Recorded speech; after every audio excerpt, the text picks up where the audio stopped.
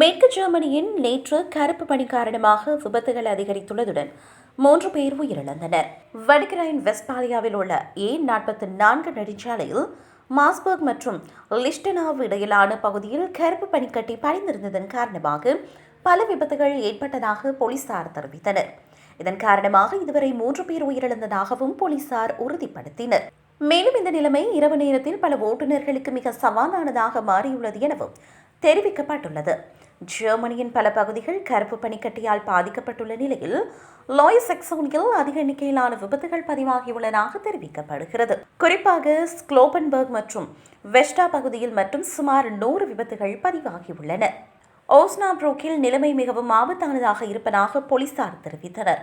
இதன்போது பொதுமக்கள் மிகுந்த அவதானத்துடன் செயற்படுமாறும் எச்சரிக்கப்பட்டுள்ளது. இதேவேளை லாய் செக்சோனி, வடக்கு ரைன் வெஸ்ட்பாலியா மற்றும் தெற்கு மேற்கு ஜெர்மனியின் சில பகுதிகள் உள்ளிட்ட பல பகுதிகளுக்கு ஜெர்மன் வானிலை ஆய்வு மையம் கடுமையான எச்சரிக்கையை விடுத்துள்ளது.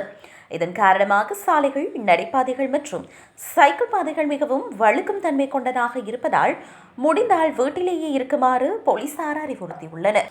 ஓட்டுநர்கள் மட்டுமல்லாது பாதசாரிகள் மற்றும் சைக்கிள் ஓட்டுநர்களுக்கும் ஆபத்து இருப்பதாக தெரிவிக்கப்படுகிறது. குழந்தைகள் பாடசாலைக்கு செல்லும் போது வழுக்கி விழும் அபாயம் உள்ளதாகவும் எச்சரிக்கப்பட்டுள்ளது.